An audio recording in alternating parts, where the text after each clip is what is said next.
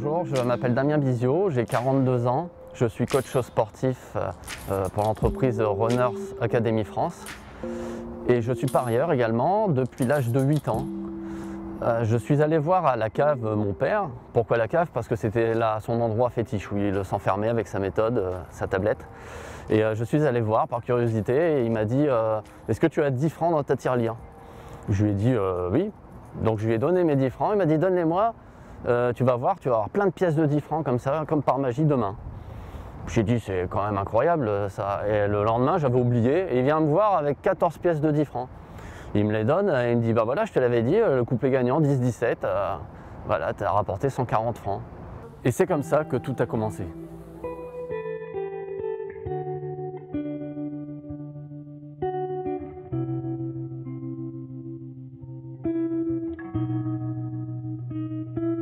Eh bien, ma méthode, elle est toute simple. Je me rends sur un site de paris hippique spécialisé et je fais mes propres stats. C'est-à-dire que je regarde par rapport donc, à l'hippodrome, donc Vincennes en l'occurrence ici, donc les chevaux qui ont l'habitude de courir ici selon la distance, 2700 mètres, 2100 mètres, autostart ou pas, ferré ou déferré, avec tel driver. Donc je me fais mes propres stats sur mon tableau. Ma base de données, je fais mon tri et je me fais ma propre méthode ensuite sur ma base de données sur laquelle je fais un calcul au final qui me donnera donc un peu le pourcentage le plus élevé qui me permettra de détacher des chevaux par rapport aux autres. C'est ma base de données personnelle, donc là c'est vraiment mon propre calcul que je fais manuellement. Donc il n'y a rien. La seule chose qui est automatisée, c'est le calcul final. Hein. Mais sinon, tout ce que je mets dans les premières colonnes, je fais tout manuellement. Alors c'est quoi tes colonnes là? Donc la première colonne, les numéros évidemment. Je note le numéro de la course en bas, course 3, par exemple course 5 à 16h15. Donc les numéros en première colonne. En deuxième colonne, le pourcentage de réussite que le cheval a sur les critères que j'ai sélectionnés, donc en général le parcours du jour.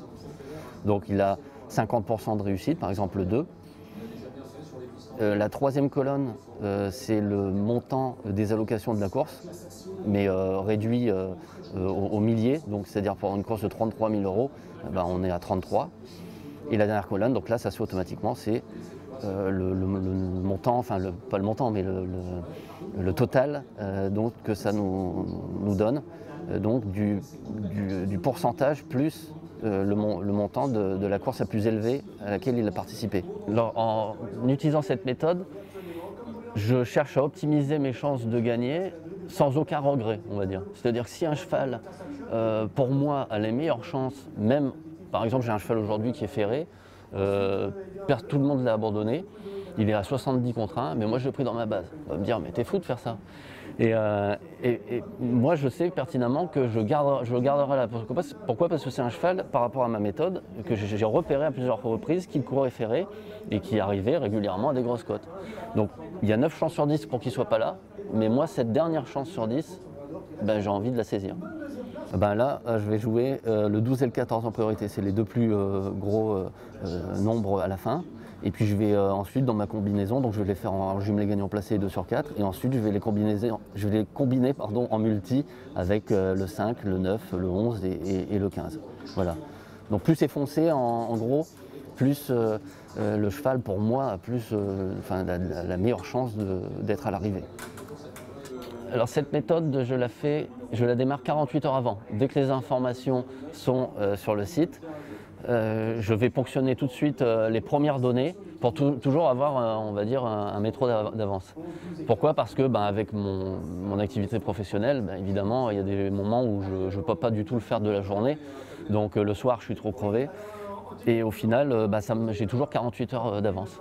Ce qui me permet de pouvoir, pendant 2 jours consécutifs, éventuellement de ne pas travailler dessus et de pouvoir reprendre par la suite.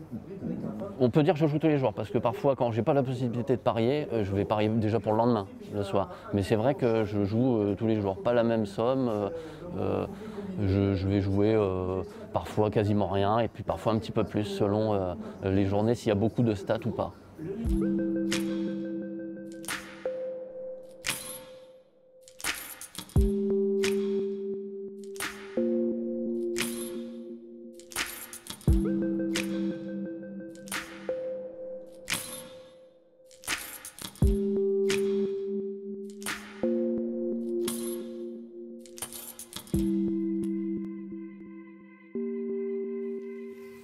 dans cette course, je suis parti de la base du 12 et du 14. Donc le 12 c'est Frégate Méloise et le 14 Ferlaine.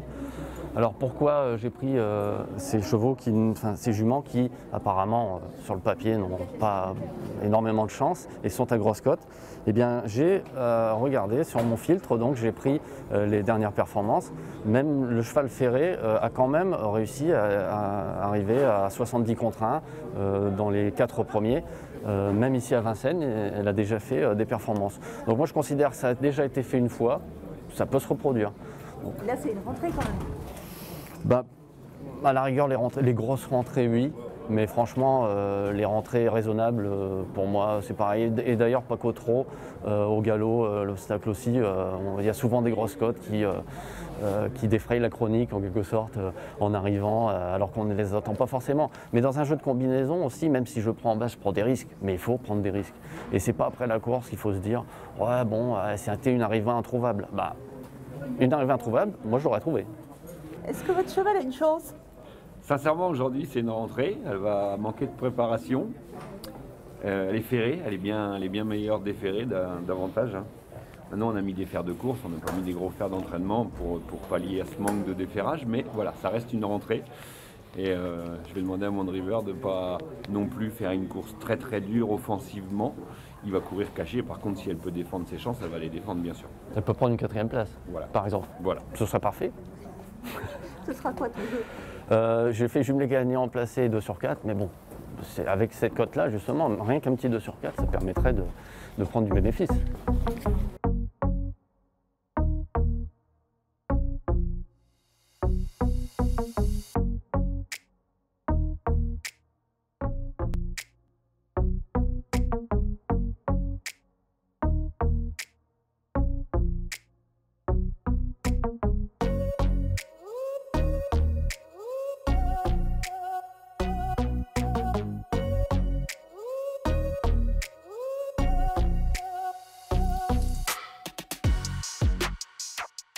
Alors je joue sur internet, donc en ligne, parce que bon, parfois aujourd'hui il n'y a plus beaucoup de guichets, même parfois c'est à huis clos, il n'y a que les sociopros, donc c'est difficile de trouver des guichets, ils sont en voie de disparition, donc je joue à l'avance pour justement ne pas être embêté à la dernière minute.